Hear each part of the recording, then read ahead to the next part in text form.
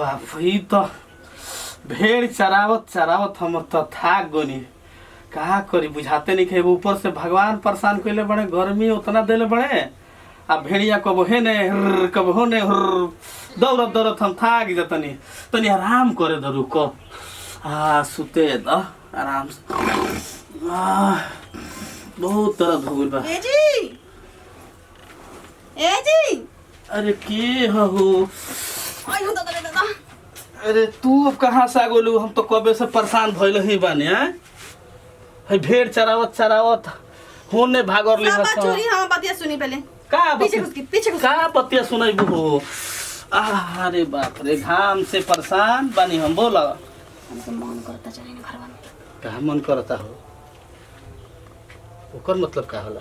ओए ए उहे रात दिन उहे चाही, रोज रोज तो होते बा उहे कइले रहता ने। देख ली के और के रख ले, तो फिर दिक्कत हो जाए तो ओकर भागी ना ले रही। ठीक बा ना? तो चल हम के दी केहू के रख लेबो। रोज रोज कइला पर दिक्कत नहीं खा बुझात। हमके तो मजा आवता। मजा आवता? हां जी बा मजा आवता। ओकरो टाइम टेबल न बा। जब देख भेड़ चरावता नि बकरी चरावता नि तले तू दौड़ल चले त ये जी चली ना, ये जी चली ना। अरे रात बनावल बा। उठी झाड़ू मारी, पोछा मारी, खाना खियाई रो रखे, रोज कपड़ा धोई, रोज कपड़ा आयरन करी, रोज केयर करी हम। हां हम वो हक नहीं के हम वो चीज ना चाहिए। चाही ओकरो टाइम टेबल बा। अब अभी देखो तो कहाँ लाओ तनी थाकल खेदाई। हां कुछ नहीं जानवा चाहिए तो चाहिए। चाही तो चाही। हां मान जाए बराबर।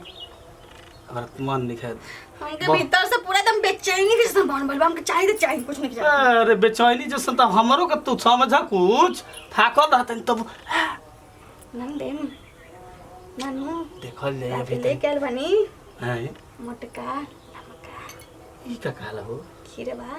खीरा? जाके ऊपर से काम चला। खीरा से काम चलेबू? हमरा रहते है ई।